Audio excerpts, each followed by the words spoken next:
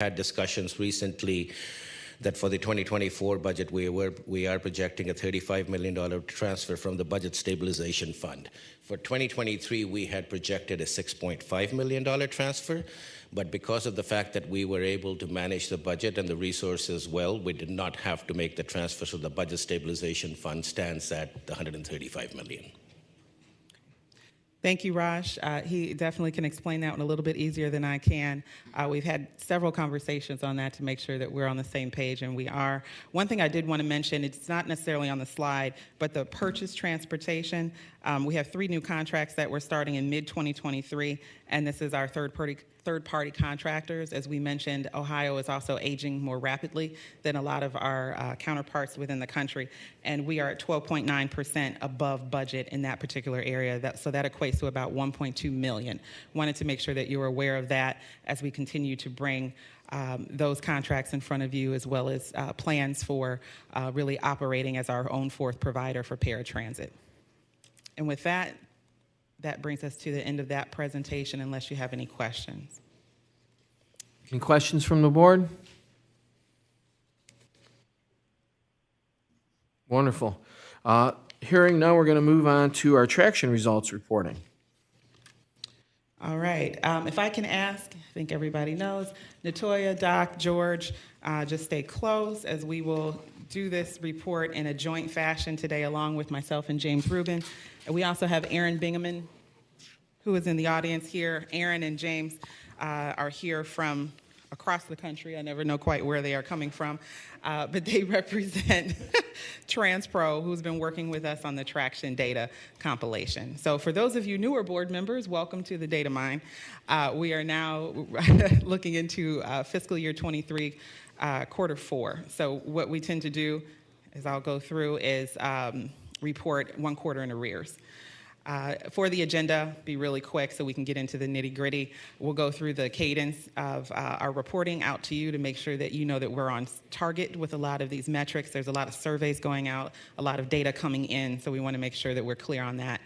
Success outcomes, this is really the 4 buckets, as I call them, of focus areas for us, and then the organizational scorecard.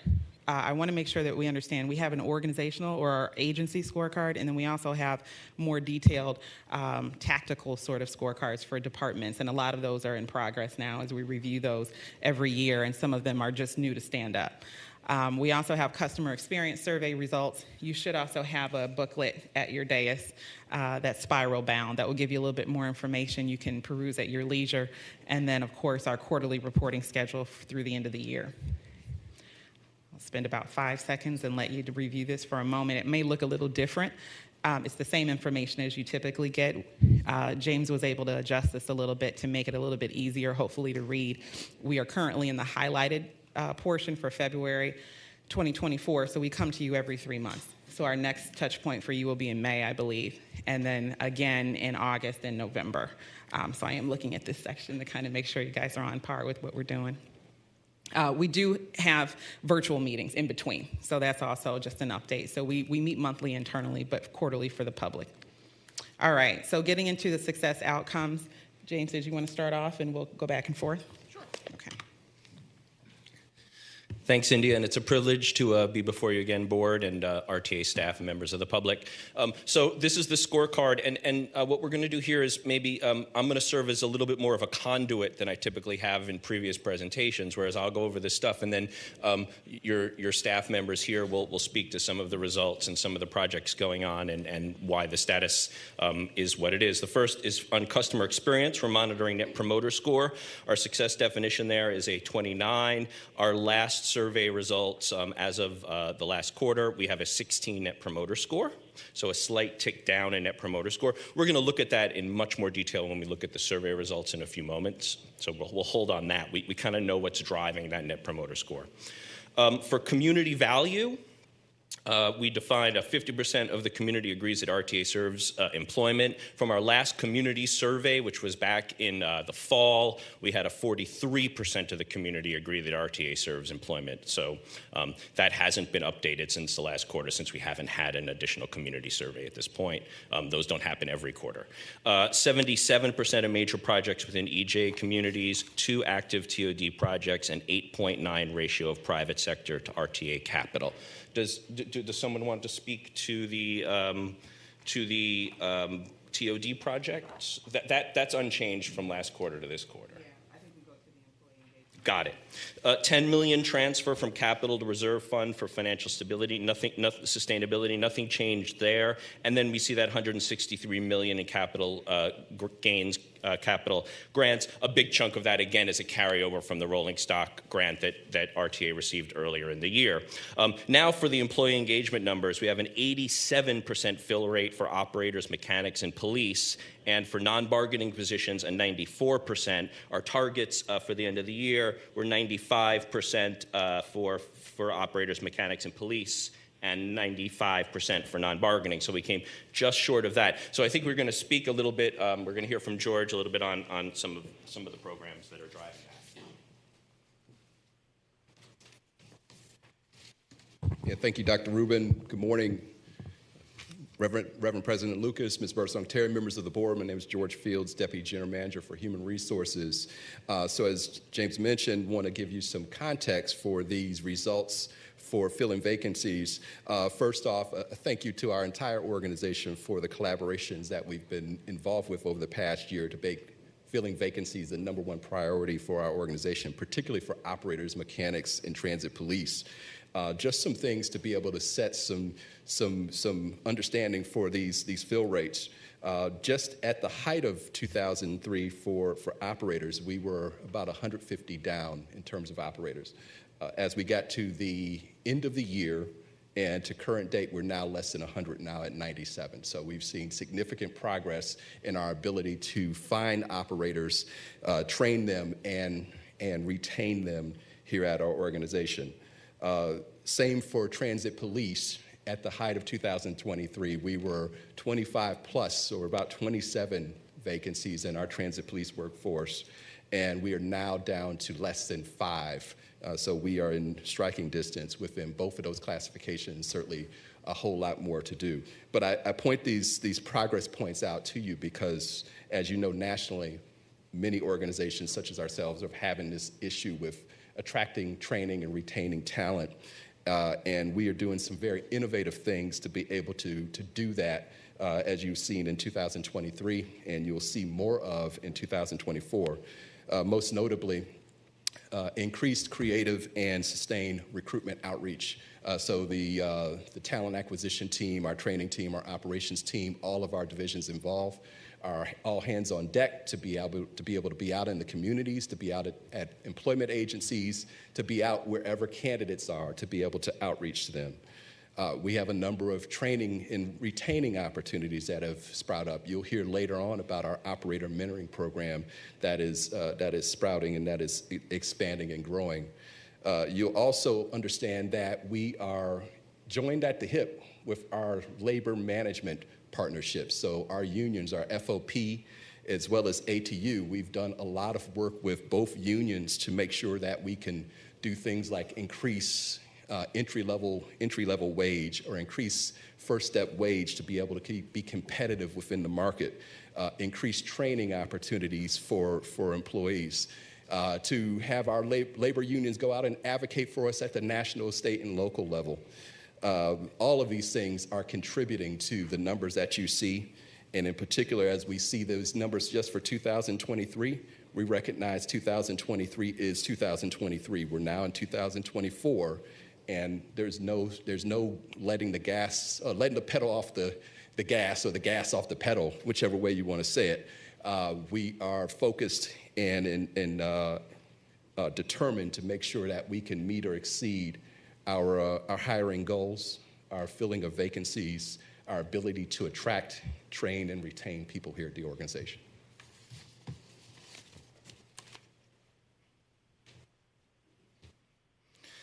Okay, so turning our attention to the actual scorecard here, we can see those 4 success areas and the points awarded in Q4 fiscal year 2023 compared to the previous quarters. Relative consistency here from Q3 to Q4 for community value, financial sustainability, and employee engagement. A slight dip from 29.2 down to 26 for customer experience. All of that amounts to 87.9 out of a possible 100 points. So if RTA had achieved all of the metrics that we'll be looking at in a few moments, that would be at a 100. It's 87.9, so we'll give that a solid B, which is a pretty good grade, but certainly room for improvement. So that's the total of the points. We want to take a deeper dive into those points with each success area. Before I do that, I just want to look at how this is tracked historically. So we've been doing traction now for a couple of years, and we've been setting goal points for each success outcome. In blue, you could see the goal points and how we achieved towards the 100% of those goal points in each quarter from Q1 22 through this most recent quarter, the darkest red on the right, Q4 2023. So 100% would mean that the agency set goal points at a certain level and fully achieved those goal points at the end of the quarter, or in fact, as you could see in certain cases, exceeded that. So starting left to right, looking at customer experience, you can see this past year, we're really kind of hovering around at that 80% of the overall goal points, not quite getting to that last 20%. So a slight dip there. Similarly with community value, not quite getting to that 100% of the goal points, right at about 90. However, on financial sustainability, well above that 100% of goal points over the past 3 quarters. So looking great there. And employee engagement also at about 85, 90% of the goal points, but consistent with what we were seeing towards the beginning of the previous year when this started. So consistency around employee engagement. I want to take a deeper dive into the numbers. First, customer experience. This was the first of the success outcomes and how those points were awarded there. These are the metrics that RTA, that you have chosen to follow under customer experience. We'll start with Net Promoter Score. That ticked down to a 16, so that's why you can see a 7.4 points earned out of a possible 13. Overall satisfaction at 63%. That's actually an improvement over the previous quarter, but a target of 84% lands you at 6 points. And you can see as we go down, customer perceptions of on-time performance at 69%, very similar to the Q3 results. Agency's perception of on-time performance at 82%, also very similar to Q3 results. It's fascinating that both of these ticked up by 2 percentage points, and the source of the data is completely different. One is from the agency and one is from the customers, so there's synergy there. Personal safety and security, consistent, 61 versus 63, all within our margin of error, and a slight decrease of 5 percentage points in vehicle cleanliness from a 55 down to a 50. Our goal here is at 54, so we're hovering now just under that goal, whereas we had achieved that goal in Q3. Yes? Thank you. So just really quick, before we go to the next slide, I wanted to be able to take a deep dive into this. So Doc and Natoya, if you want to join me. We wanted to make sure that we mentioned how important this particular bucket, so to speak, is, right? This is the one where we really get an idea from our customers how satisfied they are, what their perceived reality is of what we provide as far as service and on-time performance and cleanliness and fill in the blank. But we also want to make sure that we're doing everything we can to have them have a pleasant journey. And so if you look at the data once more, the overall Net Promoter Score has taken a little bit of a dip. And what goes into the Net Promoter Score are a lot of that, how likely are you to tell someone to ride, right? So how was your experience? If you were on a bus that was delayed, for example, with a detour, you might not have the best of experiences. If you were on a rail car that looked a little bit less clean than you would like, you might not have the best impression. If you were witness to any sort of issue as far as argument between customers on the bus, or an individual that, excuse me, may be having an episode of mental illness, you may have a negative perception of the service, right? These are all things that go into our Net Promoter Score. So I want us to be able to really hone in 2024 on this particular bucket, sorry, that's just what I call it, right? Area of the business, to be able to really pick apart, I was gonna say tear apart, but tear apart these items and really get into the customer's mind, right? Because I think we are on the road to a lot of cleanup when it comes to the cleanliness, right? Especially when you get into rail cars, which is where we see a lot of the complaints that come in. It's been that way for years.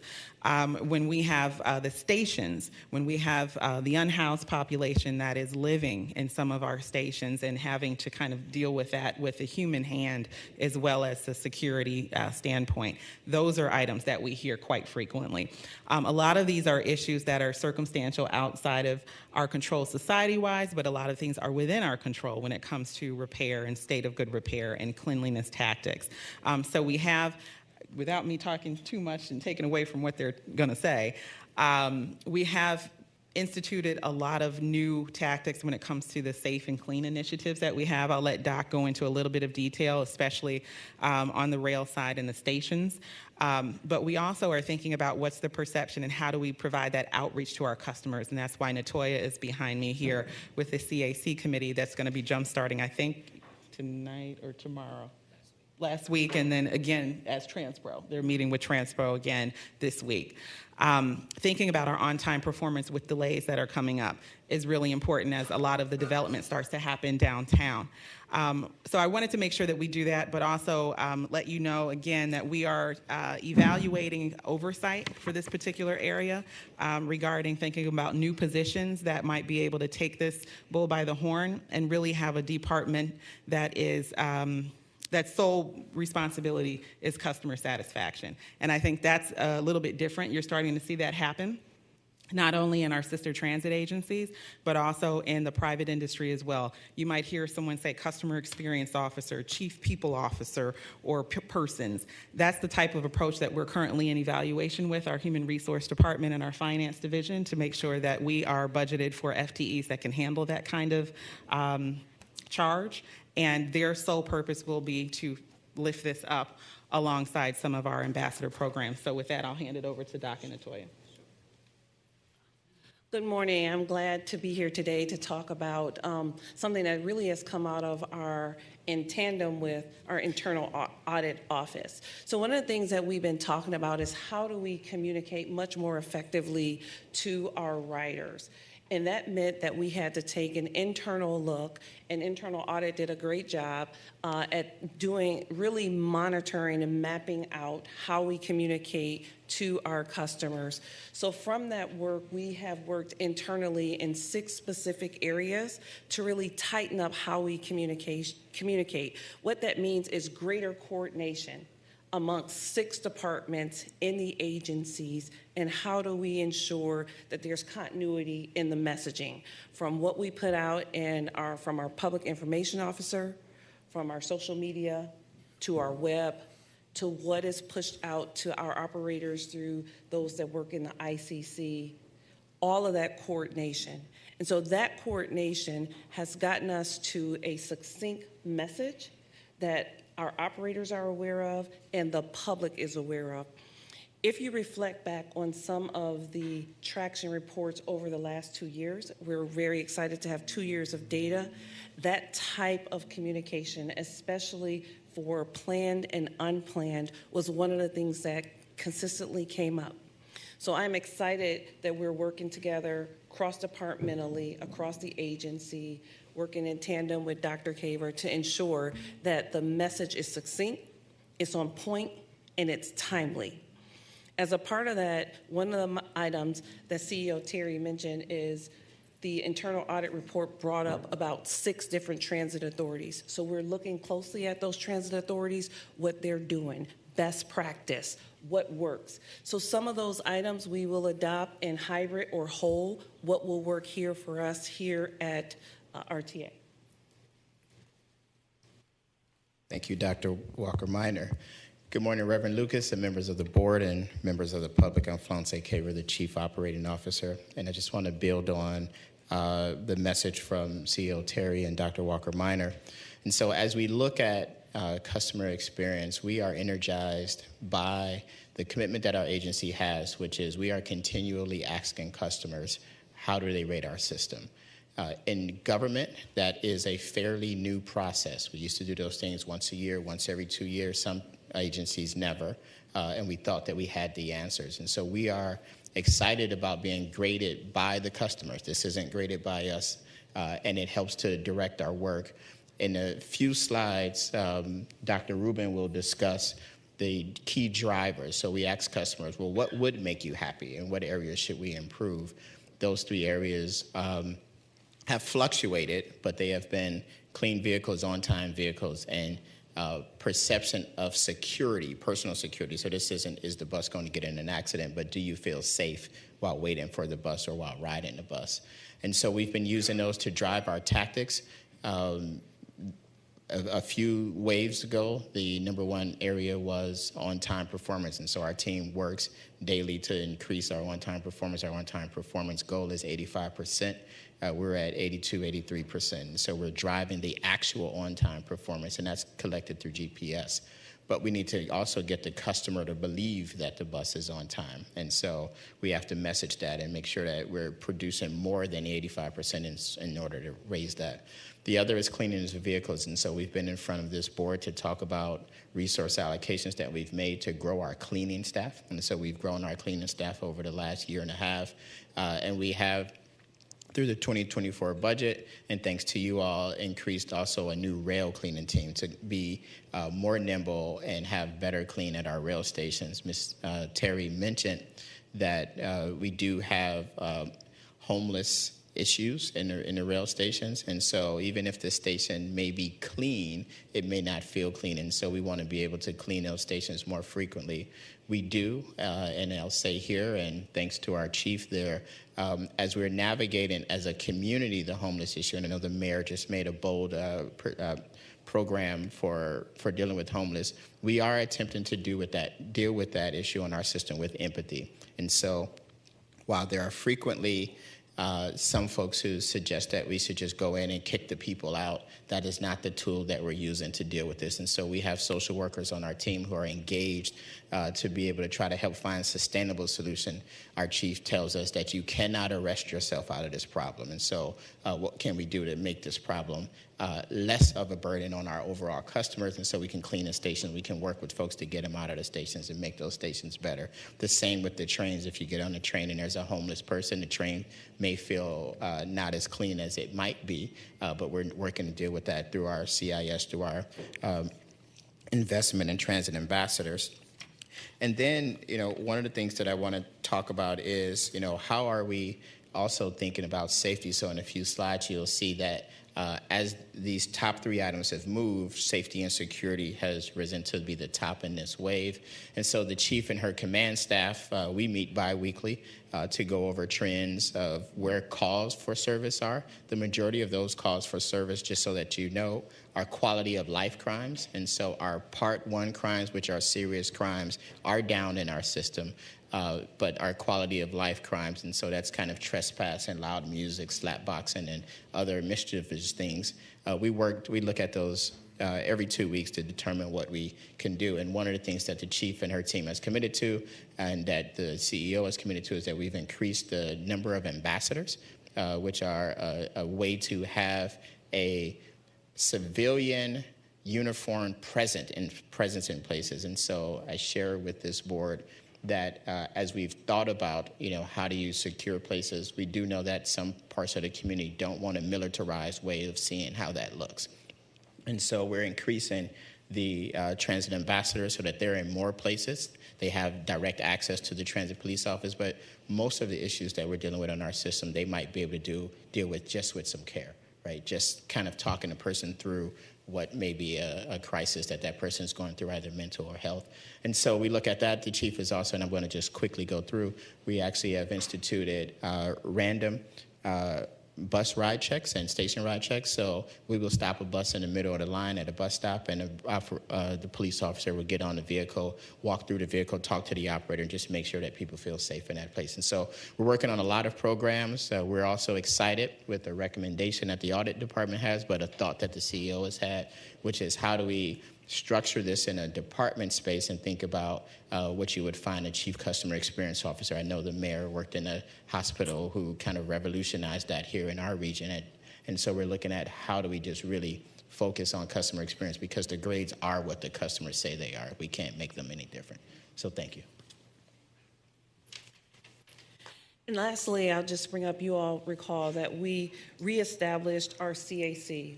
Our first meeting was held last week. Our esteemed Board of Trustee member, Deidre McPherson, was there, and we elected our leadership for the CAC. I see one of the members here today in the front row. Lou, I'm glad to see you here.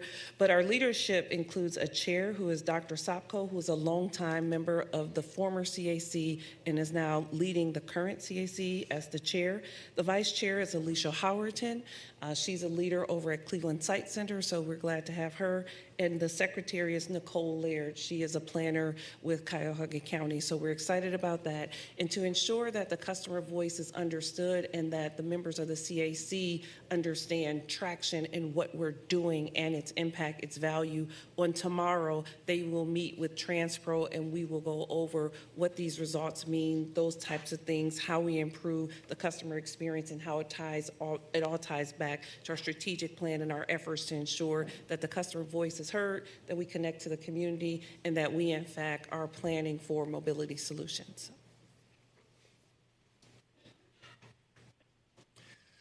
Okay, so we're going to move through the other three success outcomes a little bit more quickly. We spent extra time on customer experience because I think we wanted to show the focus that we have on this important success outcome.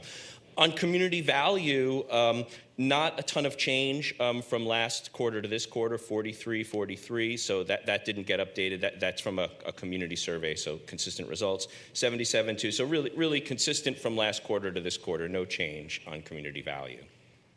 Did you want to speak on that? No. Oh, move forward, got it. Here we go, financial sustainability. Again, not much change there. We have the general fund transfer, the competitive capital grants. You could see the rolling stock grant in there. Ratio of expenses covered by own source revenue. But here's a piece of good news at the bottom. Overall operating cost per revenue hour down to $165.38. Really right on target for that $165 goal. So you could see the full amount of points awarded there at 5. That's a certain improvement over quarter 4. So great news there. Did you want to speak to that or just keep going? Got it. And lastly here, employee engagement. You could see not a tremendous change here, a slight uptick by 1 percentage point in operator mechanics in transit and non-bargaining, relatively consistent in retention rate, supervisor invested in growth. These are from employee survey results, which we expect to get in our next round of employee survey results relatively soon. Likely by the next time I speak to you all in a couple of months, we'll have an updated employee survey result as well. So that ends the benchmarking portion, that ends the scorecard portion of the presentation, and I want to move on to showing you the results of your most recent customer survey and what those mean. Just quickly, before we dive in there, for benchmarking purposes, we look at your results compared to what we're calling our TransPro average. This is an average that we compute by taking the 2-year rolling unweighted average results from 10 peer agencies. You can see those agencies listed below. So it's a good mix of agencies with fixed route bus and paratransit. There's some rail mixed in there. So a good way to compare your results directly from an apples to apples perspective. These agencies are all going out and surveying customers as intercepts on board vehicles and at bus stops and stations the exact same way that you are, so we know that the methodologies are comparable. Yeah. Just wanted to, while James is on this slide, I just wanted to keep this in mind, that we've got the TransPro average versus the industry average, right? So we're trying to take comparatives. Every system is very different, as he mentioned, and so we don't want to compare ourselves to, a 10-bus system or a 50-bus system with no rail, for example, or the reverse, where you're looking at 2,000 vehicles with, a different kind of subset with maybe no paratransit. Just as you're looking at this, I also wanted to really quickly bring your attention to the second line in this particular slide, the competitive capital grants.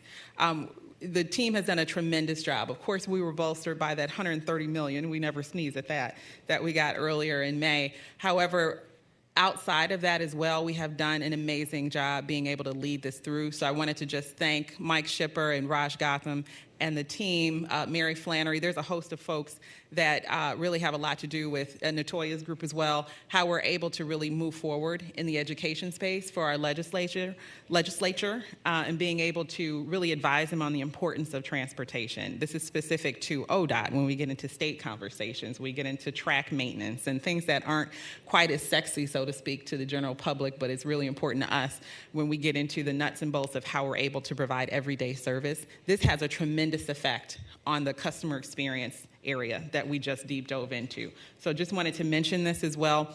It's important for us to be able to maintain this kind of traction with funding, to be able to get to those state of good repair projects so that we can actually have a improved perception of what kind of attention we're pouring into our facilities. That also has a lot to do with people's perception of if we care about it, if we clean it, if we're on time, if we're not breaking down. So I wanted to make sure that you were aware of that. And if you look at it Q1 to Q4, the numbers speak for themselves. We'll have a little bit more good news later on in the presentation today as part of my general manager's report. It was interesting that we were sitting literally in legislature's office asking for the drawdowns and what the list was, and it came out before we could leave the Capitol building. And so we got texts from multiple legislative bodies that said congratulations. So just wanted to say thanks again to the team, and this is good news for us, even though the numbers are a little lower than we want on the customer experience side. We expect for them to uptick in 2024.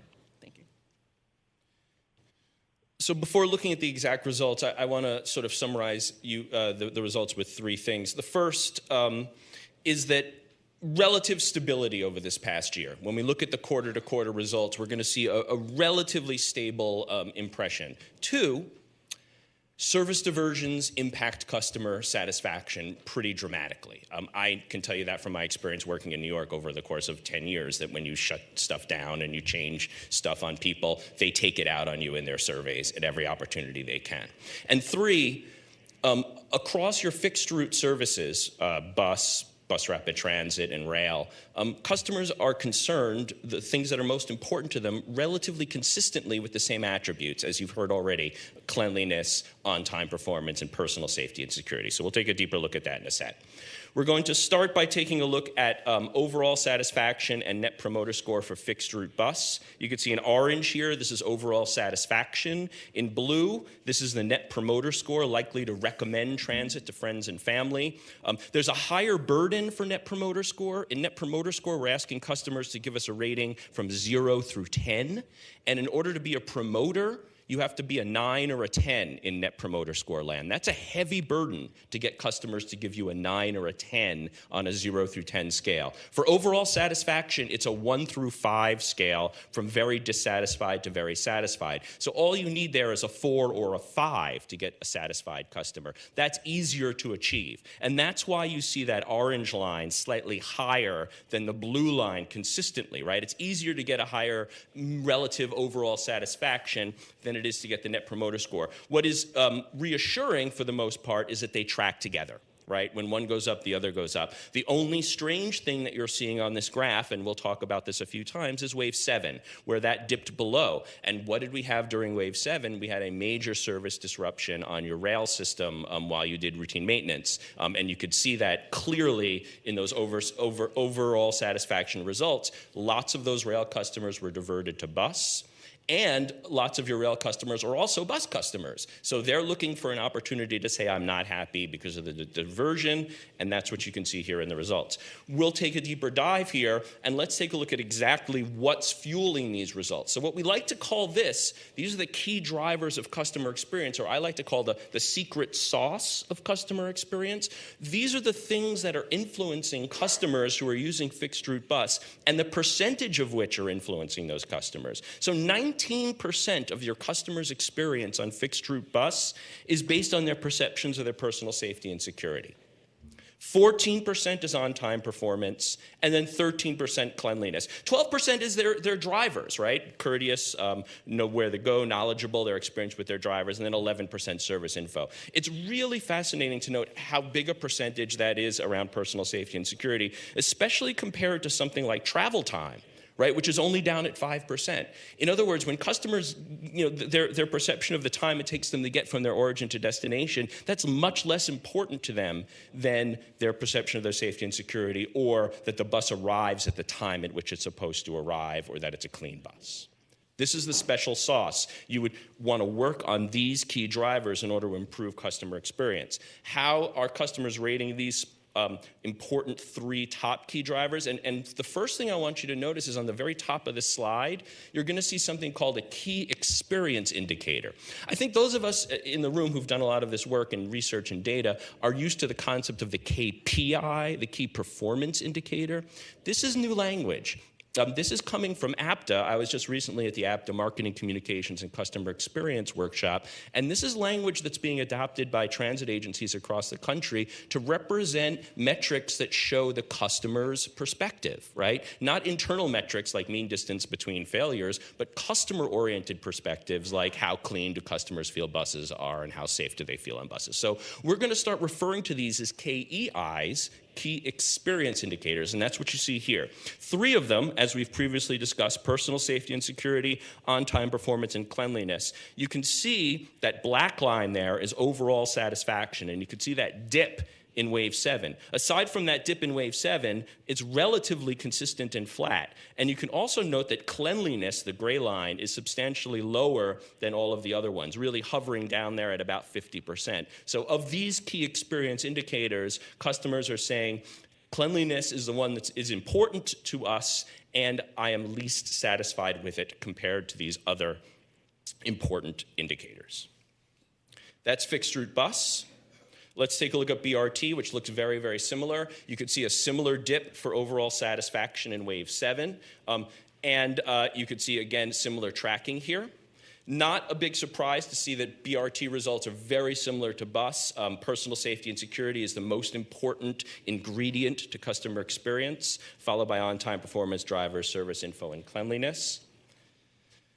And you could see, once again, cleanliness tracking substantially lower at about 47, 48% compared to the other indicators. You could really see the dramatic Wave 7 decrease here in bus rapid transit and overall satisfaction, falling all the way down to about 48, 49%, just to recover at the very next quarter when we just surveyed out in December 23. What that means is, you'll note all of the other key indicators didn't change. So that means customers were dissatisfied, and not for one of these 3 reasons. What they were dissatisfied with was the service diversion, and that's what we experienced when we were out in the field surveying at that point.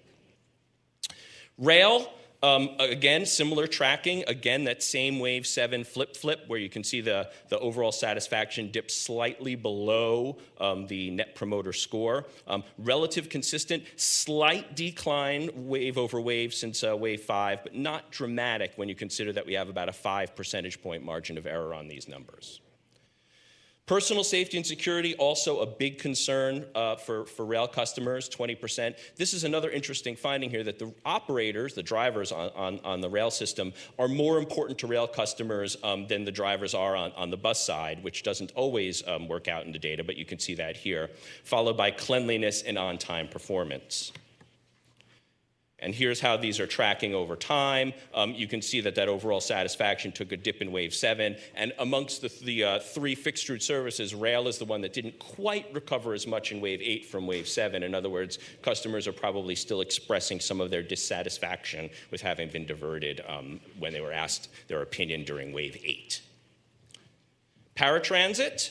Little bit different than the fixed route services. Lots of consistency here, not a lot of change, all scoring relatively high. And you'll note that RTA's paratransit Net Promoter Score is higher than the industry, than the TransPro average Net Promoter Score amongst all of those other 10 agencies that we compute paratransit satisfaction for. So your paratransit customers are a satisfied group, especially compared to other other agencies. And what's most important to them? Also an interesting finding here, personal safety and security. Among paratransit customers, this may be a little less about personal security, like on the rail and bus and BRT side, and a little bit more about their safety when getting on vehicles, being helped on those vehicles, how well the lifts are operating, whether they're safe in a wheelchair as the lift goes up. That is not necessarily separated out here, but we will be doing that in the near future when we conduct surveys to make sure we understand the difference between safety and security. Just a quick, and we're going to try to speed through this with respect because we know we got a lot on the agenda. I just was whispering over to Doc for a moment. We're going to deep dive into this one because this is one I want to make sure that we nip this in the bud and we understand, as James mentioned, the personal safety and security on paratransit. It's usually a personal experience, as Reverend Lucas can attest. You really are having a lot of interaction with your operator and the folks that are in close in proximity to you on that paratransit vehicle. One thing I wanted to reiterate is that we have a new-ish manager in the paratransit division who comes directly from training, Ms. Kim Wright. And Kim is really attuned to understanding the etiquette that goes into this kind of involvement with our passengers. And so we've made it her personal charge to be able to review how we not only take calls and take reservations, but how we also are interacting with folks on board. So our training division, I know Jared Davis and others through the training division under our Wendy Talley are also looking into this to make sure that we can have a revised training program for our operators if needed. So that should shore up some of this, but we'll be deep diving into this as well.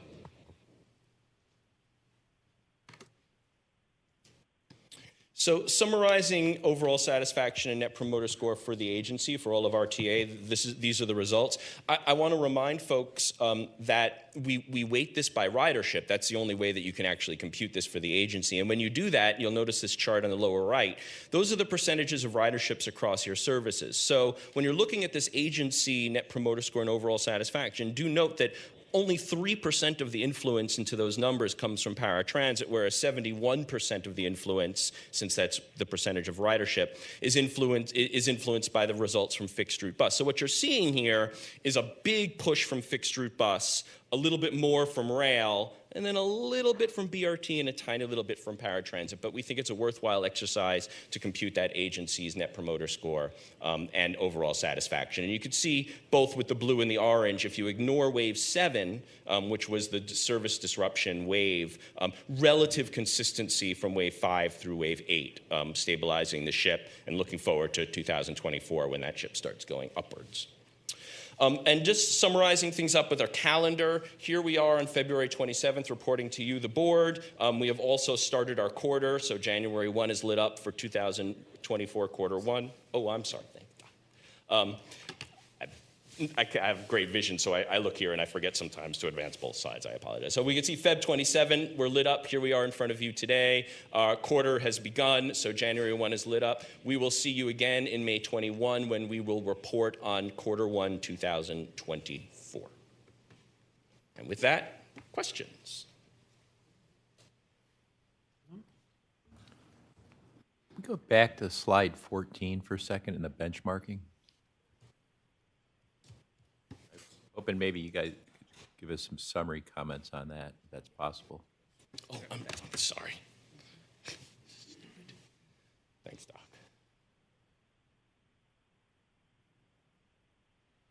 So just out of curiosity, it's great that overall customer satisfaction is going up. A lot of these are trending up. But, you know, from my training in Net Promoter Score, and I think you sort of alluded to it, that's a harder metric. That's a metric, would you recommend the RTA to a family or friend? So I appreciate your deep dive into those components because we've got to get our ridership back to pre-pandemic levels, and that's, you know, something I'm glad you're focusing on. All these slides, do you see cleanliness and personal safety just had a slight dip, but cleanliness was there?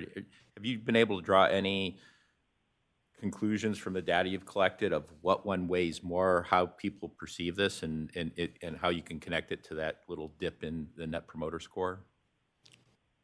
Well, one of the things that's interesting, right, is the cleanliness tracking very much follows the personal safety and security tracking, if you saw that in the graph. Like as one went down, they kind of went up and down in parallel. That's not surprising based on literature.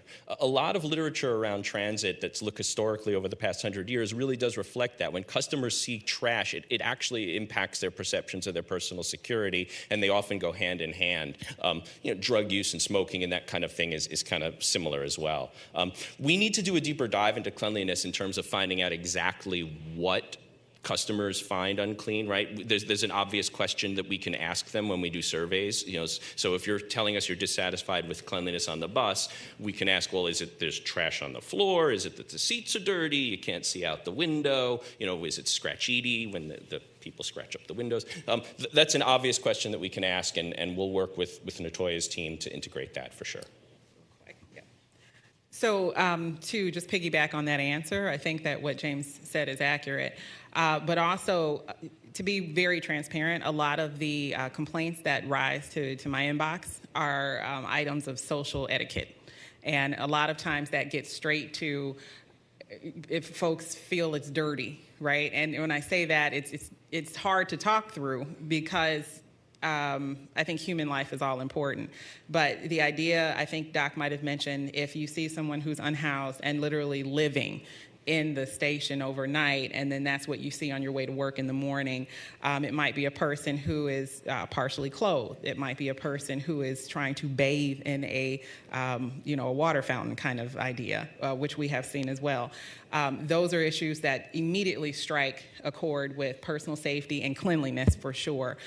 We do have a new rail, I think it's on rail only, the clean team. I'm probably botching the name that they put to it, but I call it the clean team, to be able to have, I want to say just under 5 employees that are brand new. That's sole purpose is to make sure that we have a spit shine station and vehicles.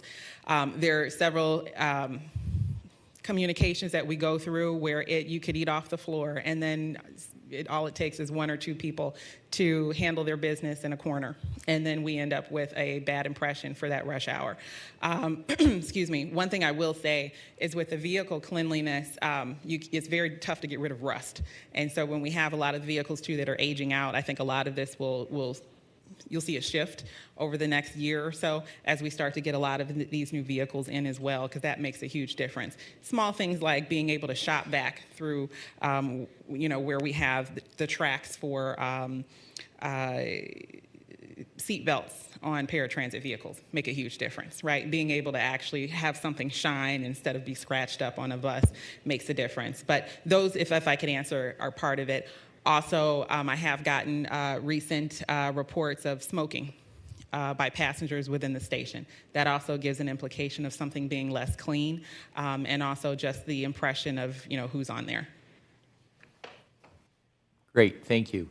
Also, are these slides in our packet here, or are they separate? These are separate. We can provide this to you electronically. It's for our presentation for you, but it's based on the information you've got. That would be great. It would be helpful if you can do that. We can add to your reading list at night, no problem. And just one side note for the future, as you're going through the slides pretty quickly, if you could just put legends on every slide for the blue and gold. It's just as you blow through, it's nice just to have that as for the acronyms check. and everything? Right. Sure, no problem. Further questions? Yeah, real quick. It's along the same lines, but I think as we're talking about these, the 2 lines here that really indicate a lot for me are the customers' perceptions of on-time performance and agency on-time performance, right? Most of the rest of these are perceptions of these issues, not necessarily the actual accurate state of something. A vehicle can be perfectly clean and not seem clean. Obviously, you're thinking about that when it comes to cleanliness. I would like that question to be asked about any of the measures. Personal safety and security, are we going to engage in an activity because something has to actually be safe or secure, or because it needs to be perceived as safe or secure? Because that could lead to a couple different things, and we could waste a lot of resources doing something like cleaning a bus 1,000 times over because it's not being perceived as clean, and it's still not going to be perceived as clean for some other reason that we haven't actually thought about. I think I commend thinking about station cleanliness and some of the environment being a driver for some of that. when people are actually responding to the question of vehicle cleanliness, and cleanliness is not necessarily vehicle cleanliness. It is their perception. It's kind of there is a downside to qualitative data like this in that you're getting someone's answer, not necessarily the actual measurable fact. And that isn't to say that that doesn't matter, but it is their perception of something. And so I just want to make sure that we're thinking about poking at some of these before we actually engage in something that may be spending resources where it doesn't need to be. And your example of, someone relieving themselves in the corner is a good example, right? You can have it perfectly clean right now. You can have it perfectly clean in a half an hour, but if someone's taken the train in that half hour and someone's used the elevator as a toilet, that's going to ruin it. And to that extent, my suggestion for something like that would be to, hey, maybe we can think about putting more public restrooms in places rather than tripling, quadrupling clean teams. Not that those aren't a good thing, but we could be just spending a lot of resources there where we could be doing something to cut off some of those problems up front. It sounds to me like you're on top of this from what I've heard from a few angles. I just want to make sure that we're continuing to question, much like that. That's the beauty of that perception of on-time performance versus on-time performance. For whatever reason, our perception of on-time is 15 or so percent, 20% less than the actual. What does the literature say about what makes customers actually perceive on-time as on-time? That is a way to boost that before we worry about perfecting on time when we're clearly almost at what our goal was. So it's a long way of saying thank you for what you have done and continue to poke at some of these survey numbers. Absolutely. If I may, just for about 30 seconds. So you hit on a lot of important points. Jeff, I think that the communications for on time is always the operations anomaly, right? I think as long as we can prove, and I'll say that because I think we can easily do that, about whether or not we're on time, that's a good indicator to be able to eradicate the perception of. But some of that, it just comes down to communications, and that's where the service interruption audit came into play. If we have to be late because of something, we need to let you know that, because it feels longer, especially when you get into inclement weather. If you're staying at a bus stop for 5 minutes, it feels like 15. And so that's where a lot of that comes into play. The same thing in the summertime. So I think where we're going to shore up is the customer notifications to make sure that technology is out there for paratransit, as well as those that are able-bodied on our regular service for bus and rail, because that's also an indication that has worked in the past. And I think we can do a lot better in Cleveland to make sure that folks are aware of the delay before it happens or as it happens.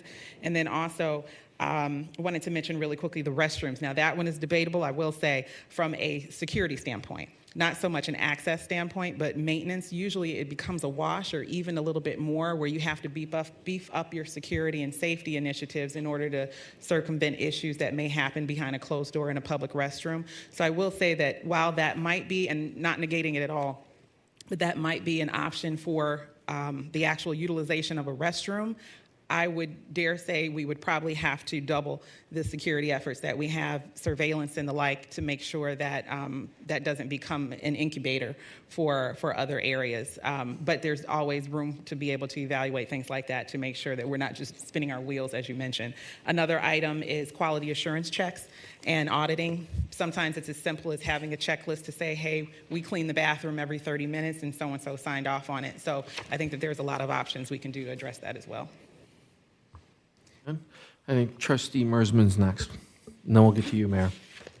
Thank you, Mayor. Thank you for the presentation. I want to kind of reiterate some comments I made at an earlier audit committee meeting last week, as well as echo what Dr. Kaver said. I think the commitment to tracking this and measuring and reporting on it is really admirable and helpful from a governance perspective, but also brave. I think it's easy to not define or measure the problem, and then you can more easily pretend like it doesn't exist.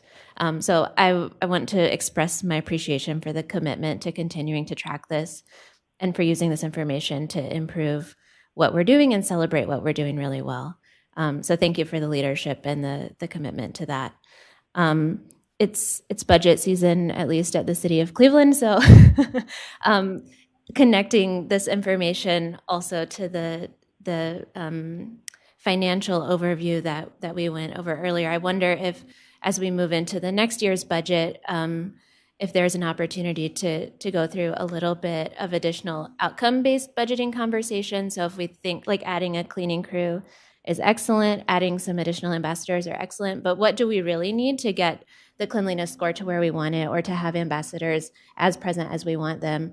I know that we all operate in environments of constraint, but I think also defining that and putting a number on that and taking that into account as we're allocating resources would be illuminating and helpful to us strategically. One brief anecdotal comment about the paratransit. I was talking with a writer a couple of months ago who expressed some safety and security concerns just related to having to wait for the paratransit vehicle. So not even necessarily in her experience getting on the vehicle, taking the ride, or getting off, but just in that entire ride experience of the before and after interacting with RTA services. So I'd be interested in how that comes out in the deeper dive there, but just wanted to share that small story. I think, out of all of these things, safety and security is a more shared community responsibility in addition to interacting just directly with the RTA service. So I'll be interested to see how much that illuminates in the deeper dive there. I would second what Trustee Sleesman mentioned about restrooms. Would really like to understand the relative pros and cons there. And I think restrooms are a beneficial service for all passengers or people passing through in general, understanding the challenges, but would love to take a deeper look at that and how that might address some of our concerns. And then finally, I've noticed in myself as I'm writing, I notice on-time or not on-time performance much less because I'm a heavily reliant transit app user. And so I have access to real-time data. And so I'm always just looking at the app to see, when I need to leave for my bus. I don't really know if that bus is on its scheduled time or not, but I can calibrate my ability to meet the bus where it is when it's there.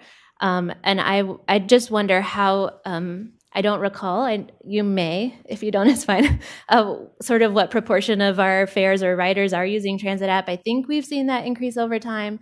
And I just wonder about how that route of accessing service plays into some of these perception issues and how we can use data collected through that a little bit more too. I know there are sometimes rider surveys and things like that ask about perception, bus stop, cleanliness, et cetera. And just curious about how we're pulling that into this conversation.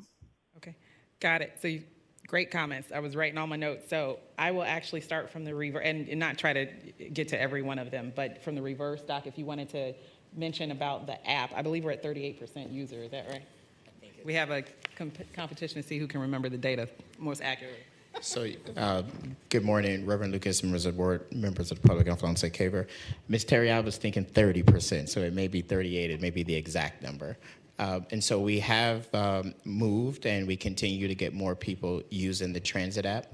And I'm going to just give a real brief conversation about customer experience and what we know through the literature. And so we know through the literature there's a few things related to transportation and then retail as a whole. So ease of pay is a key component of increasing customer loyalty and customer experience. And so think of your Amazon experience. It went from, you had to put it in a cart to now you can have one, and now you can have the app send you your stuff on a regular basis. And so this ease of pay, and so we're working through that with our Fair Payment app.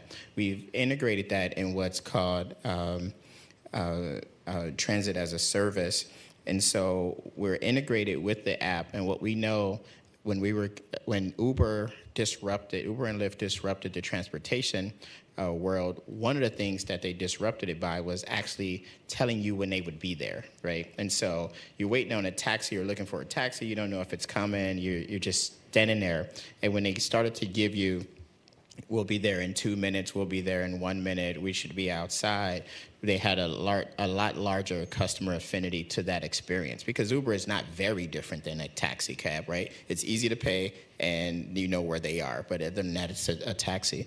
And so, as you mentioned, Ms. Mersman, your experience for customers who have the app and we have this real-time data feed, they're then able to do something as opposed to just being in the dark, right? So you can stay in the coffee shop a little longer, you can stay in the work a little longer because you can see it. And so as we continue to drive customers toward the transit app, we believe that will increase their experience. That doesn't mean if the bus is late or not, but what we want is their experience to be better. And when you give people their discretionary time, they're willing to have a better view of your organization. And so things like the app, things like engaging customer with more information helps to drive customer experience.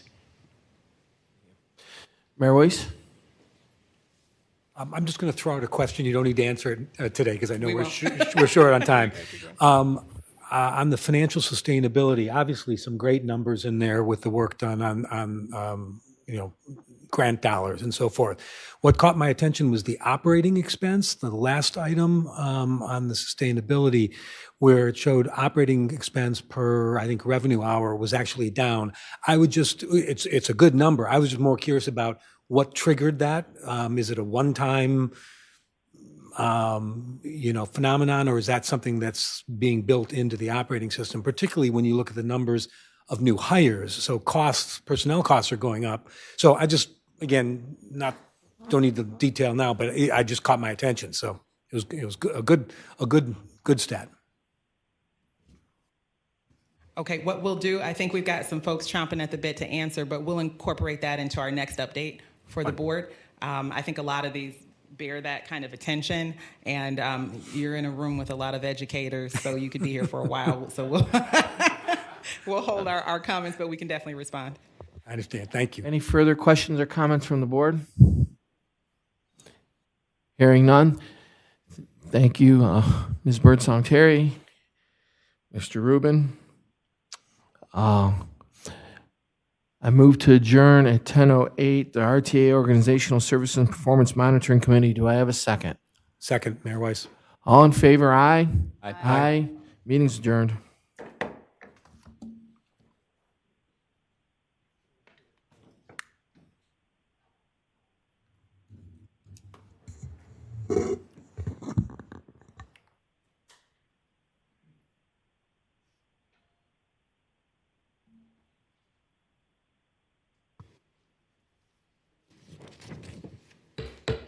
Call to order the Board of Trustees meeting.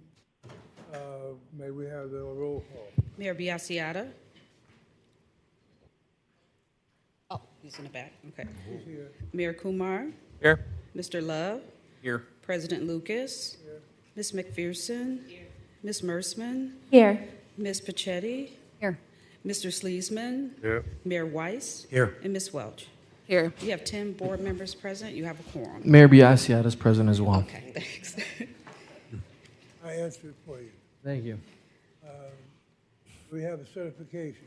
All right, Mr. President, I first advise that notice of this meeting has been posted more than 24 hours in advance of the meeting, that the usual notification has been given the news media and other interested persons, and that all requirements of the Ohio Revised Code and rules and bylaws of this board have been complied with.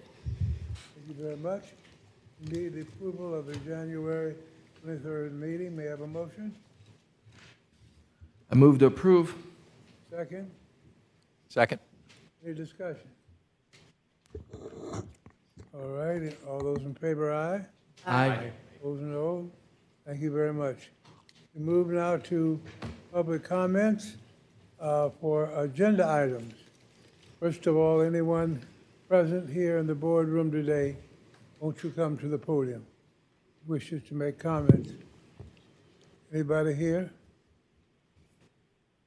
Oh, I don't see anybody moving. All right. Now let's go to the telephone. In the back, do we have anybody online?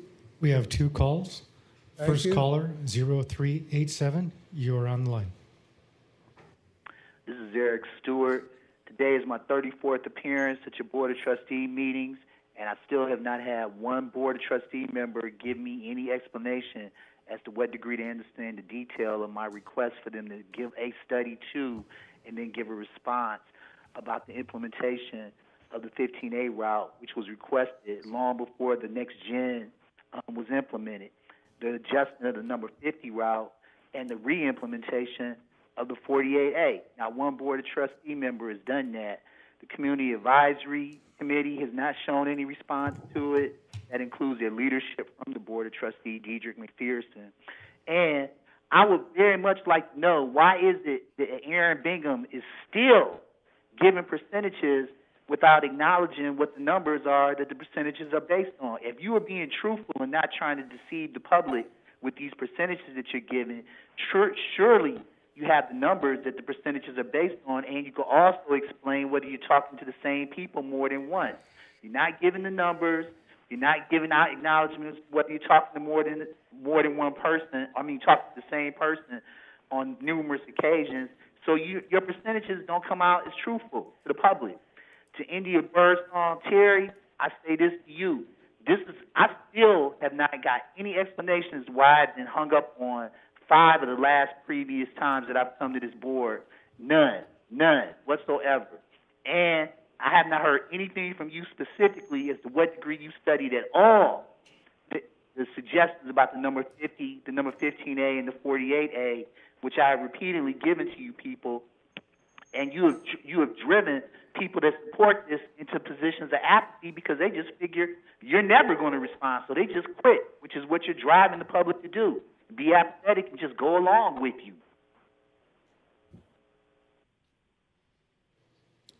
Okay, in the back, can we go to the next caller? Our next call. Caller 5841, you're on the line. Yes, I would like to say that piggybacking off of him, we as people need that 15A.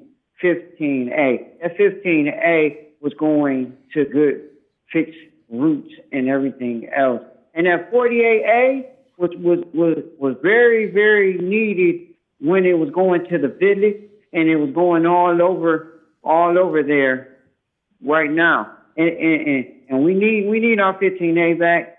We need our 48A back because and he has all the fixed routes, that route right there already mapped out, and it's good, and it's a good thing that he has it mapped out in a good way, so it won't be no confusion out here. And I think the 15A should be back, and the 48A should be back, and they should get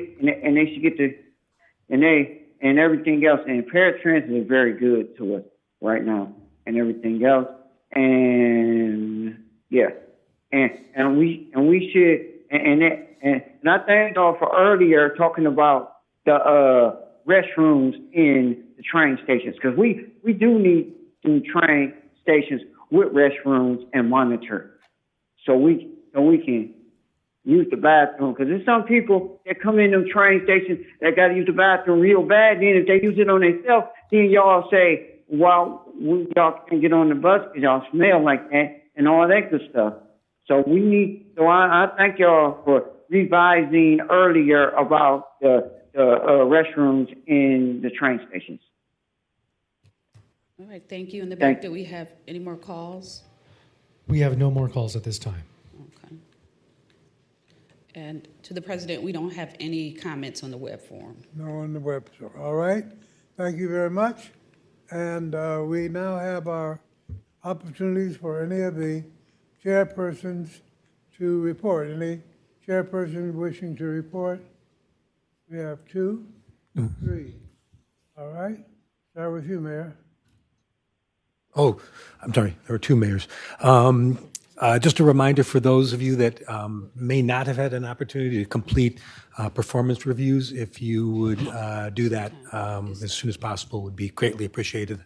The comp committee meets this week. Yeah. Thank you. All right, Ms. Wells. We're still accepting applications for the Civilian Oversight Committee. So if you can share that with your networks, that would be wonderful. Thank you. All right, Mayor Kumar. We had recently we had an audit committee meeting that was very productive. Anthony Garofoli and Steven Zimmerman, who's pinch hitting today for Tony, presented along with the team. That was very helpful. As we discussed in the audit committee meeting, there was one item from the external assessment last year that the board is going to follow up on. We were waiting for the new standards for internal audit and international audit to be finalized and then take that under advisement, and so that it will be forthcoming. All right. Mr. Pearson? I just wanted to commend Dr. Walker Minor and the team on getting the work restarted around our Community Advisory Committee. I see we have two CAC members here this morning, very, very committed to the work. But it was very exciting to attend that first meeting, see our officers get nominated and elected into place. And I look forward to supporting this committee in their work around our customer experience indicators. It's really, I'm excited about the presentation that was given around the metrics that we'll be following and the actions that we'll be taking. So just wanted to say appreciate working with everyone and continued initiatives around improving the customer experience. Thank you. Ms. McPherson, would you mind giving us the officers so we can go on the record here? Okay. Thank you. Thank you. All righty. Thank you so much. So our officers, the chair of the Community Advisory Committee is Dr. Joseph Sopko. Our vice chair, Alicia Howerton. Our secretary, Nicole Laird. And we have three committees, subcommittees of the CAC. So there's the Education Subcommittee, the Rules Subcommittee, and the ADA Subcommittee. Good. Thank you so much.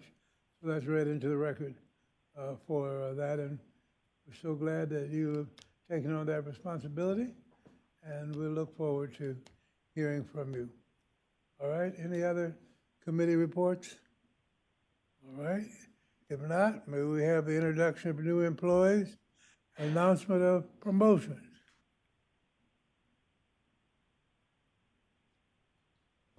Good morning.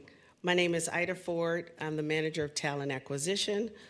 Board President Reverend Lucas, CEO India Birdsong Terry, and Board of Trustees. It's my pleasure to announce February new hires. I'll start from the top over. We're going to start with our heartbeat again of our organization, and that's our operators. And we're going to start off with Joshua Mitchell, Bria Thurman, Robert Eggerson, Angel Cintron, Kevin Kensler, Michael Hogue, Richard Davis, William Sterner, Lee Hupp. Continuing on with our operators is Stephen Thomas, William Coomson, John Weatherford, Khalil Muhammad, Brandon Ward, Michael Irvin, Shauna Scoville, Isis Goodwin, and Angelique McTeer. Continuing on with our operators, this is so exciting. DeAndre Jones, Charisma Upshaw, Angelia Lane, Keenan Glover, Antonio Penblin, and closing it out with Olivia Hairston. Those are our operators for February. As we move into paratransit, our paratransit dispatcher is Lavelle Richardson. Moving on to our main office building is HRIS coordinator Alina Pinkham and Nicholas Miller as planner 3. I'm excited. Our human resources has 2 new additions, our talent acquisition business partners, Fiona Gibbons and Tierra Cromwell Adams. Moving into our partners in operations, Doc, we have Jerome Pistone as body mechanic, Michael Myers, line maintainer, Aaron Waters, equipment servicer, Joshua Sherman, equipment servicer, Antonio Hairston, equipment servicer, Joshua Cook, equipment servicer, and Toby Steele, equipment servicers. And those are my mechanics. Those are mechanics. So he's here, equipment servicer, AKA mechanics. We're going into our safety department as Michael Heblick, and then transit police, transit ambassador, Herman Maxey. We welcome them to our family. Get a round of applause. Thank you. Thank you. As we talk about onward and upward, these are individuals that are soaring in their career and were promoted in February. We have Delphin Figueroa as now Signal Maintainer, Lavelle Robertson, Signal Maintainer, Albert J. Taylor III, now Service Manager Group Leader, Ryan Gillick, Equipment Repair Leader, Emmanuel Jones, Assistant Supervisor of Track, and Kevin Rishaw, Assistant Equipment Manager. That's it. All right. And that is our promotions. Great, thank you.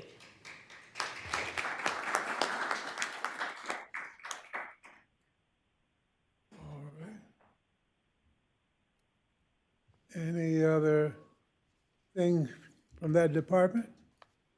Department is working well. Ready for our resolutions? Yep, we're all ready. You ready? All right. 2024-14. Authorizing an increase to contract number 2020-079 with K&J Safety and Security Consulting Services Incorporated for Project 66A2 Consulting Services for Safety and Security Certification, new rail car fleet, in the amount of $39,002. Okay, $39,000 into $39,002 for a total contract amount not to exceed $517,024, and reinstating the general manager, chief executive officers, change order signing authority in its entity, RTA Development Fund, Engineering and Project Development Department budget. All right, there's a statement to be made by CEO.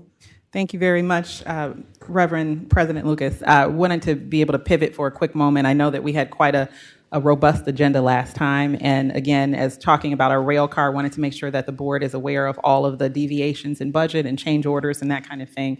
So if I could punt to Melinda D'Angelo to give a quick synopsis of this item before you vote. Sure, no problem. This contract is the oversight contract that's required by FTA to do our safety and certification of all the activities that we're doing on the new rail car. It's to be the life of what until we bring the cars into service.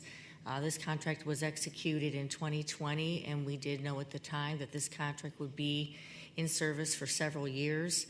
Because of the different work and all the different efforts on this contract, we knew at some point there'd be a request to come back to the board for a change order, and now we have this $39,000 request to do some additional documentation. So we're coming to the board now and then asking for the reinstatement of India's certification authority, which is $100,000 on this contract. So that'll help us to continue working with the certification process as we continue to move through the remainder of this agreement until those rail cars come in. Specifics on some of the activities for this change order, Mike can add. The last change order that's documented attached to this contract had to do with a review of a switch that was a change, in addition, a modification to how we were going to structure in the rail car. So it's all specific to the actual rail car. I hope that is helpful. All right. May I have a motion? Mayor Weiss, so moved. Second? Second. Any discussion? Any discussion? All those in favor, aye? Aye. Anybody opposed? All right, 2024-15. Authorizing contract number 2023-172 with Michael Baker International Incorporated for Project 20.01 on-call bridge engineering services 3 in an amount not to exceed $300,000 for a period of 24 months, RTA Capital and/or Development Funds, Engineering and Project Development Department budget. All right, have a motion? Move to approve. Second? Second, Welch. Thank you. Any discussion? All those in favor, aye? Aye. Opposed, no. Thank you. 2024-16. Approving revised list of positions designated to use purchasing cards. All right, have a motion? So move. Second. Second. Thank you. Any discussion? All those in favor, aye? Aye. Anybody opposed? Thank you. 2417. Authorizing the Greater Cleveland Regional Transit Authority to provide up to 400 seven-day transit passes to Frontier Airlines. All right, is there a motion? Motion Welch. Second? Second. I have the discussion. I think it should be a big accommodation to the work that was done with the city as well as RTA to welcome Frontier Airlines Cleveland. There were several cities that were vying to have them as their HUD, and so they are coming into Cleveland, and this gives the authority to provide them with the passes that are necessary, at the same time not completely deplete the travel money for not travel money, but money in the budget for these kind of projects. But again, a big kudos for that. All those in favor, aye? Aye. Aye. Opposed, no? Anybody? All right, if anybody opposed, we weren't going to let them ride on Frontier Airlines. 2024-17. We already did that one. I want to see if no one said anything. You're not listening. And I wasn't reading. Okay, thank you so much. At the podium is the greatest secretary treasurer that we could have right now. Yes, sir. Reverend Lucas, good morning, members of the board. This is Raj Gautam, the Chief Financial Officer and the Board Secretary Treasurer. As has been our tradition, I will provide an overview of the key metrics for January. And since typically by the 20th of the month we receive the sales tax, I'll present the information for sales tax for February. We'll start off by reviewing the economic conditions. I think we've all seen this chart and this slide previously. From a high of 9.1% going back to June 2022, the inflation rate has continued to fall until recent months. At the end of January 2024, inflation decreased from 3.4% in December to 3.1% in January. The Federal Open Market Committee, the FOMC, last met on January 26th. Interest rates for now remain steady as the FOMC will continue to keep an eye on changing economic conditions and determine what the next course of action would be. Each year, as India mentioned in her report, we see a slow recovery back to pre-COVID ridership levels. On the right-hand side, when we look at the pre-COVID numbers for 2019, these are year-to-date, so this is essentially January 31st numbers, 2.5 million rides.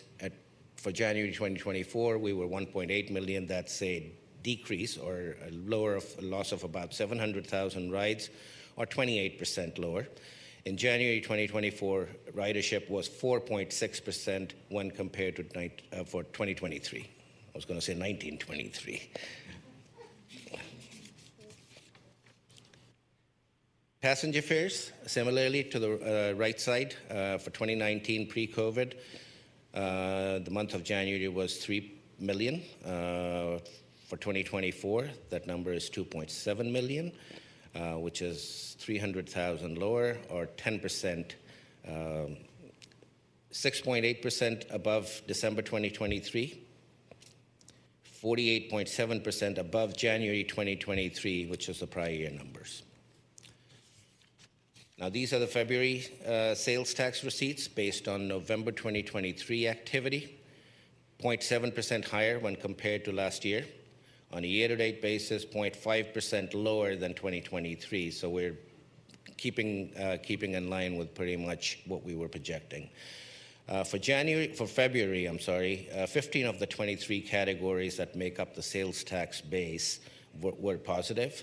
The major categories were online sales that were 20% higher, regular and statewide sales were 1.1% higher, Motor vehicles and watercraft, however, were 6.7% lower. That concludes my report. I'd be happy to entertain any questions. All right, questions to Secretary of Treasury? Any questions? If not, as usual, fine report. Thank you. Congratulations. Hearing now from the general manager.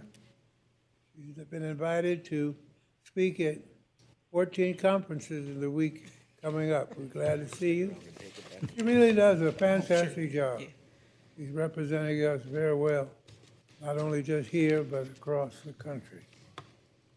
Thank you very much, Reverend Lucas. Again, good morning. I believe we're still in the morning category.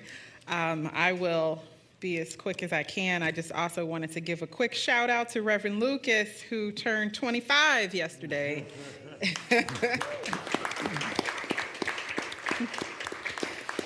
As always, we appreciate him for his service on the board and also as an esteemed member of our community, especially in his capacity as a pastor. We'll say as a pastor because every time I call him, he's coming from a celebration, a wedding, a funeral, something, and I say, aren't you retired? And he just keeps moving with the conversation. So we appreciate you, Reverend, and happy birthday again. All right, wanted to get into the good stuff here. We're officially welcoming Emily Gar-Pachetti to our board. We do this in February because she was actually sworn in, as you see in the photo, at our board retreat on January 26th, officially as appointed by the county through County Executive Ronayne. So we appreciate you. It's great to be able to see 10 people at the dais here and to have a full slate. So we welcome you again and look forward to doing good things. We'll give a little bit of an update on Ohio Loves Transit. If you recall, around Valentine's Day timeframe, we had a week of Ohio Loves Transit activities throughout the state. As part of that, speaking about the county, we actually had almost like a meet and greet, FYI, things you need to know event at the Cuyahoga County downtown location. So as you can see, we have Executive Ronayne speaking to the masses as well as part of their Wellness Ohio Loves Transit event. We appreciate Annie Pease, who also reports into Executive Ronayne, spearheading this along with Jose Feliciano through our Department of External Affairs here in RTA. And you'll see at the bottom, we have three of our members here, Albert Johnson, Joe Clark, and Elisa Murray, all reporting to Natoya's division through marketing and external affairs. We talked about how to utilize transit. So that was the impetus for the program, how to get people in the county used to RTA again, what benefits we have for them, and how to really renew their interest in our services. So we appreciate that. I have a feeling that we'll be doing this multiple times throughout the coming years, as well as at the city. So thank you again for the county relationship. Also through Ohio Loves Transit, we went down to Columbus. This is one of these kind of educational sessions that were very fruitful that I mentioned in the beginning of today. As you can see, we met with several Ohio state representatives. We see Sean Brennan, Juanita Brent at the bottom there. I was joined along with Natoya Walker-Minor, Michael Schipper, Jose Feliciano, and just a host of other transit advocates throughout the state to really be able to talk about the importance of funding for transit. And lo and behold, we were notified halfway through some of our meetings as to some of the updates on transit funding.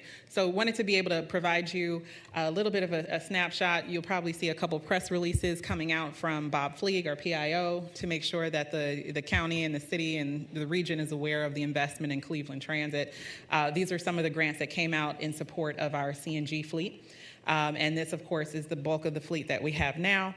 Barring the investigation into electric fleet and barring the investigation into alternate fuel sources, we have to maintain what we've got now, and what better way to be able to receive 3 CMAQ funds in total, just over $15 million. So great job to the team. Thank you very much to NOACA. They are a local MPO who really does a great job at being able to distribute those funds and puts RTA at a priority, so we appreciate them. Also, the ODOT grant awards. This is the notification that came through when we were in Columbus. We were the recipient of just over $8 million for basically what would come to 2 rail vehicles. If you think about the funding costs for each rail vehicles, that's about what we can get. I say about because it's almost getting us there. And this is through the OTP2, which is the Ohio Transit Partnership Program. It's a little easier to just say that. And this is a grant that came through for us in support of that vehicle replacement, and then also just under $1 million for support of our signage along the health line, and that's the LED real time.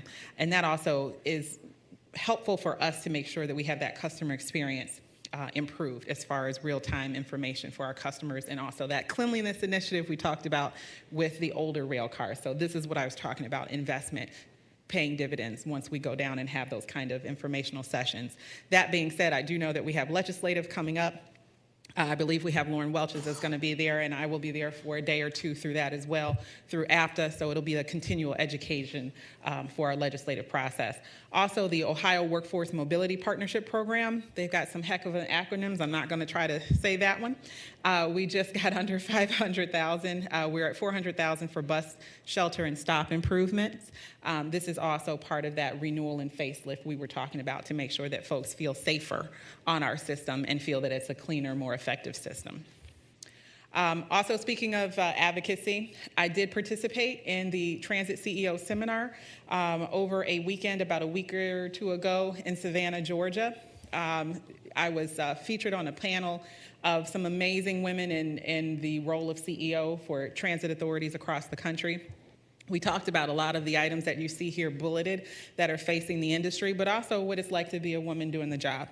And so, of course, as you can probably tell, it was very much a dynamic conversation with a lot of raw information about how to balance. I don't think that I answered that question the best. We have to figure out balance. We're all trying to figure that out. But we did have great participation and just being able to really talk about the things that can go right and some things that can go wrong while you're in the seat and how we learn from that and lean on each other. So it was a great opportunity. We had about 200 to 250 CEOs throughout the country, male, female, he, she, they, all categories. And we also had an opportunity to hear from the federal administrator, Ms. Nuria Fernandez. If you're not aware, she is the FTA administrator who has just retired. She served the last 3 years in the seat in DC and has been a transit CEO in over 4 to 5 different properties throughout the country through a 40-year career in transit. She is a woman of color that immigrated here from the Caribbean and is just an amazing asset to the community, so we appreciate her in that as well. Also, the AFTA Marketing, Communications, and Customer Experience Workshop happened in the middle of February. We had several members of our marketing and external affairs and actually training staff that actually attended. We have representation through a lot of their research components, TCRP. I am an emeritus of that. That's a great program to be able to understand what white papers are out there. So shout out to Jared Davis who does that underneath the training blanket. And also external affairs, I believe we had our PIO, our director of marketing, as well as customer experienced supervisor out there as well. So we really appreciate them serving for us and learning about new trends in communication. Also, we had a celebration of diversity, equity, inclusion, and belonging, DEI plus B, right here in this very room. As you see in the photo there, those are our leads for our ERGs, or our employee resource groups. We have 4 of them: Elevating Women Together, Pride, Latinos Unidos, and Veterans. So those are the 4 that we're really kind of launching over the next year. And we also had a speaker, Ms. Kimberly Wynn, who is representing the United Way of Greater Cleveland. So great partnership there. We appreciate it. Right now, we have 49 stakeholders that are participatory in those 4 groups. GCRTA Transit Police. Always nice to be able to talk about a positive event in public transit for safety and security. We were recognized under the leadership of Chief Jones as the March 2024 Agency of the Month through the Ohio Association of Chiefs of Police, OACP, and Law Enforcement Foundation. So this is really a great opportunity to say thank you so much to those that serve the public and risk their lives every day to protect us. Great job to the chief and her team. You can see we picked a couple of the best photos that we thought embodied some of the interactions with the community. The chief has a collage, so if you'd like to see that collage, I'm sure she'd be willing to send you a copy of that. Thank you, Chief. Let's give the chief a big hand for that. That's wonderful.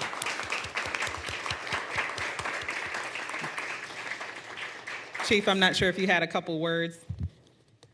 I'm gonna take my Oprah privilege per Reverend Lucas. He usually does that, so. You guys always put me on the spot. I would just like to say that it couldn't have been done without my team. We have a great community engagement group, and people are seeing the work that we do across Northeast Ohio, and we're getting requests from other agencies to participate or come up with ideas for events.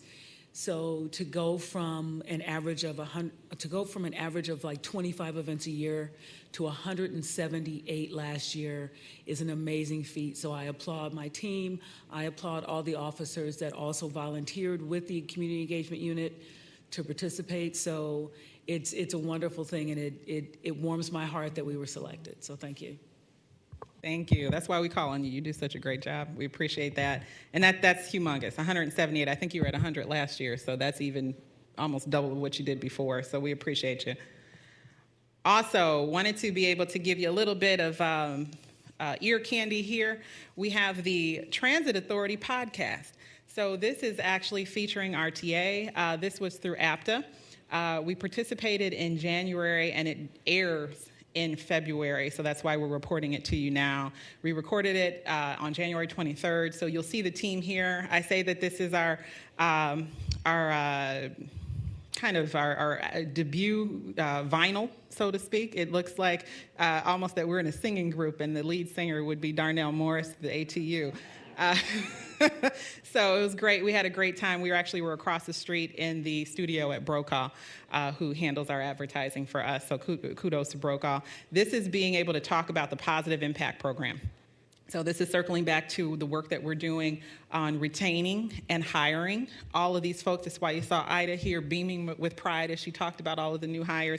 That program is one of the first in the country, along with a few others, that is really gaining speed as far as improvements and successes for the workforce. So George, you'll have to give me the exact number. Is it 463 or so?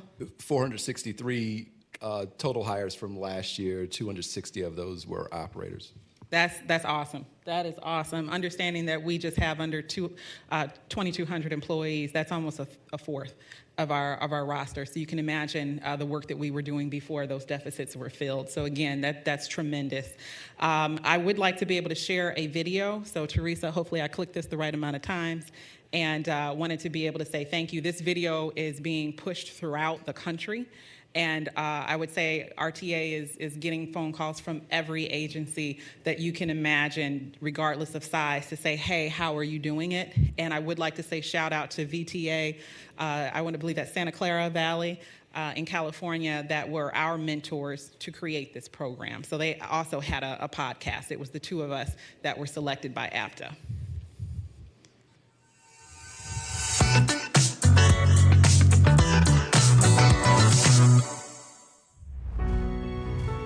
Greater Cleveland RTA, like many other transit agencies nationwide, urgently needs drivers, both to strengthen our workforce and to enhance our commitment to offering excellent service to our customers throughout all of our transit systems. Recruiting, hiring, and retaining good quality candidates to fill these critical positions is our top priority. To better retain newly hired drivers and to reduce absenteeism, we've launched what we call our Positive Impact Program. It's a system-wide peer mentoring program which pairs seasoned drivers who have years of experience with newly hired drivers. It's an innovative way to promote successful outcomes for new drivers during their one-year probationary period. We knew that the only way to be successful was to be totally collaborative. gain buy-in, organic growth, grassroots efforts. It started first and foremost with building trust and partnership between RTA management and the ATU. The mentor program is really designed to not only keep someone focused on the professional piece, but really get them to understand how this career can also help them grow personally. So it's good for recruitment, and it's also a good way of retaining people as well. I think the mentoring program was one of the best things RTA could have done. My mentor was a very, very good mentor. He actually helped me. I was able to call on him all night or morning whenever I need him. He gave me that option to call him. He actually gave me a lot of good information as far as the driving. It changed lives because it prepares you for other things with having someone to just be able to talk to. And it also prepares you for dealing with the customer and then dealing with your coworkers and dealing with driving, whether it's train, paratransit, and everything. We have the support system that new operators needed. They're able to understand the rules, the regulations, or even something simple as how to report for work on time. They have somebody that's going to support them throughout their whole probation period for a period of 1 year. And the early data shows that results of the peer mentoring program are not only encouraging, but transforming the way we hire, train, and keep drivers who are looking to build a stable career and a promising future with Greater Cleveland RTA. 1 year into the program, new operators paired with a mentor had a 36% higher retention rate than their peers who did not have a mentor. So we jumped from 50% retention at the 1 year mark up to 86%. We also saw a 30% decrease in absences and a 50% decrease in misses for new operators paired with a mentor versus their peer who were not. Work-life balance is paramount when doing this job. Having a mentor allows them to do that successfully. It's making a huge difference. I feel like I accomplished a lot. I feel like I can grow within RTA. This is a blessing to have. It's helped so many people, and it's life-changing around here. Interested in making a career move that offers a flexible schedule, growth opportunities from within, and a chance to provide world-class customer service to your community? Visit riderta.com and click on the Work For Us tab. We're always hiring drivers.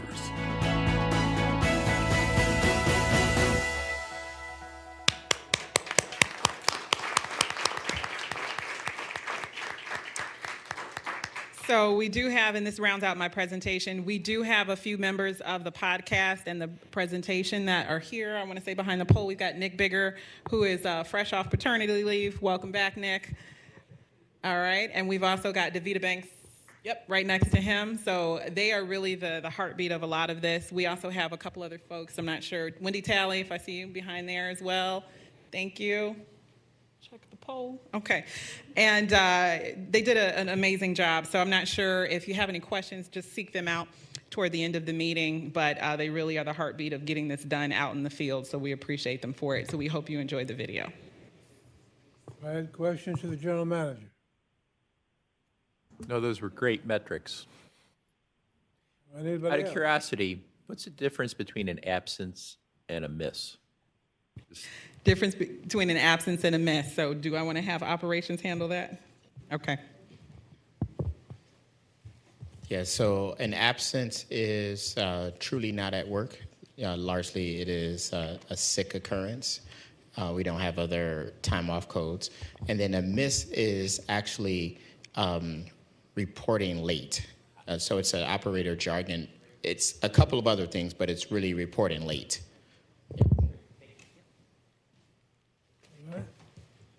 If not, congratulations and thank you. Thanks for the video and thanks for the operation. But here, the others have worked on that. All right. Moving along, because next month will be my final report, I'm going to make my report at that time. Although there was an error made earlier that I was 25, I'm very proud to tell you that on February the 26th, 1941, My family lived in a little town called Cadis, Ohio. When it was time for delivery, the hospital there did not permit, at that time we were known as colored, to use the hospital.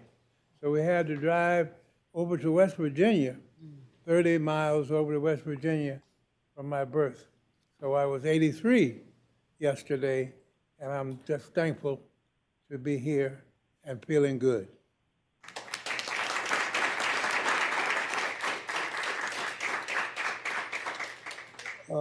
Old business? I guess I'm the old business. All right, any new business? Any new business? If not, we go to public comments, first in person.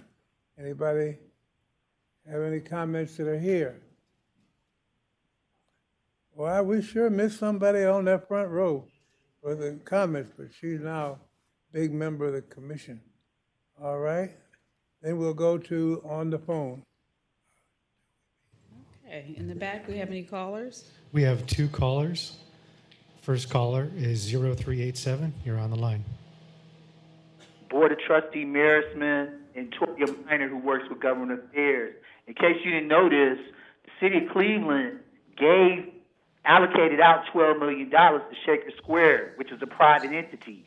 The purpose was, and still is, to work on improvements for that square so that they could get it more appealing for sales.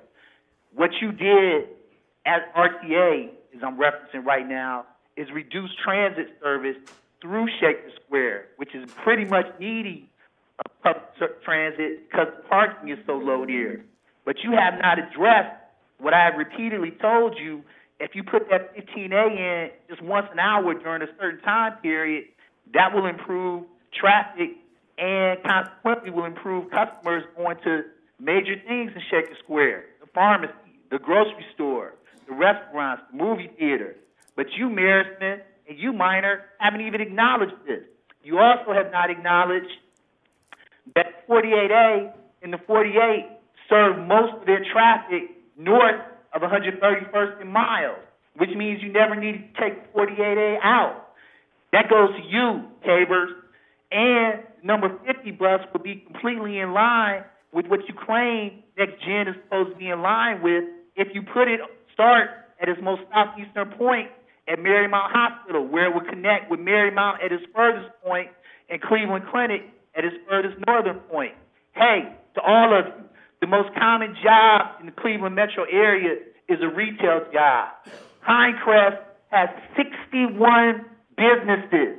If that 15A started at Pinecrest where it should be, it would still complement service with the 15 going down Harvard and up Harvard.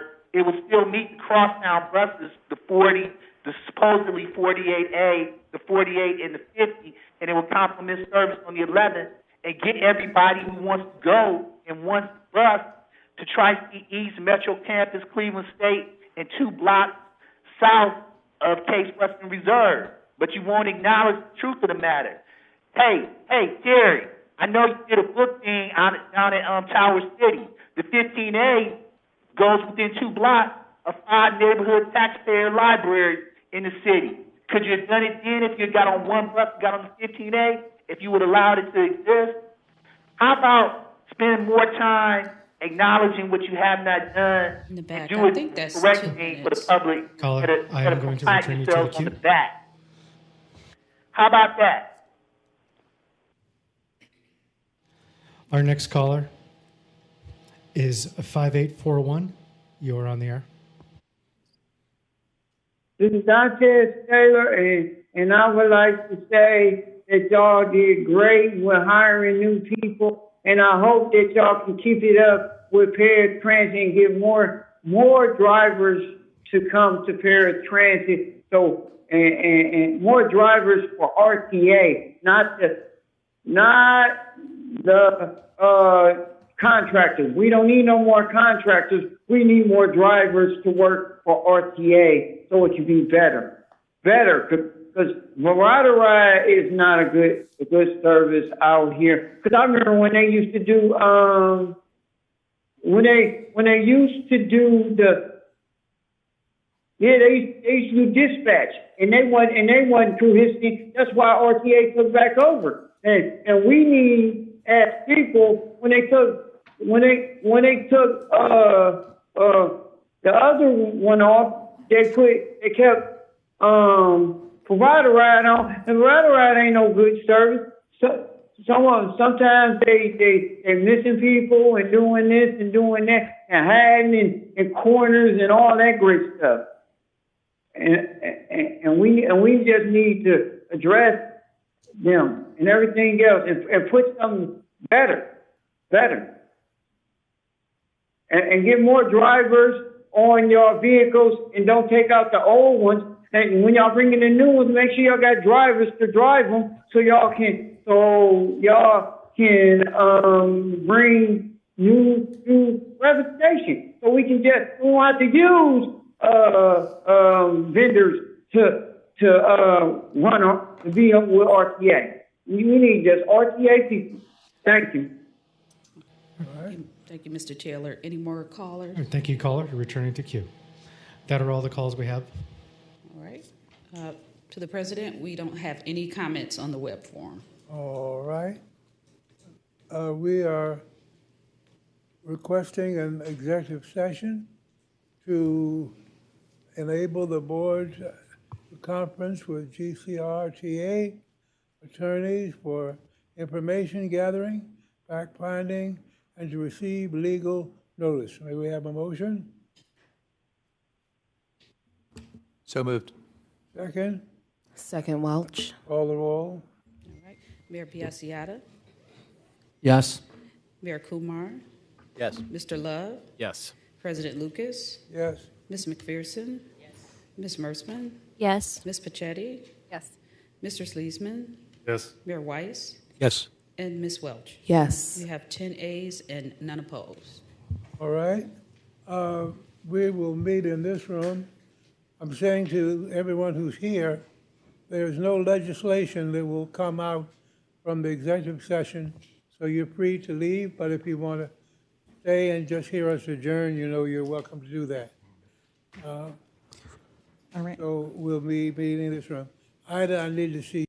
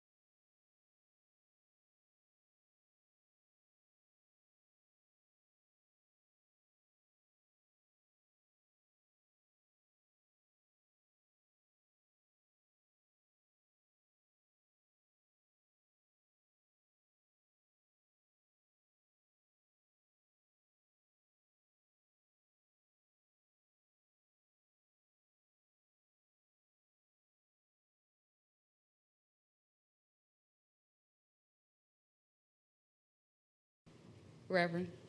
Okay, we're ready in the back.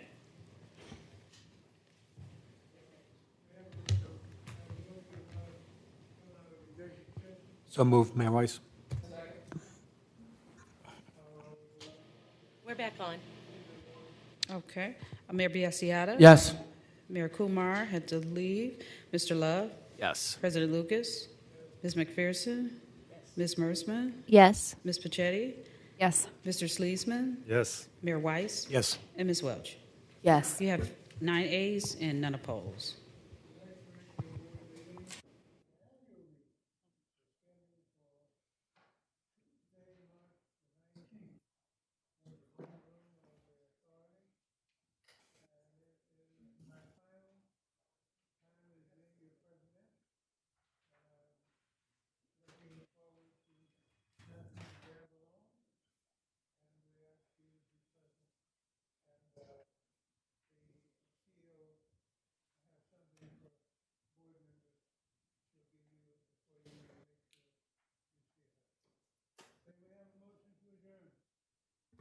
Motion Welch.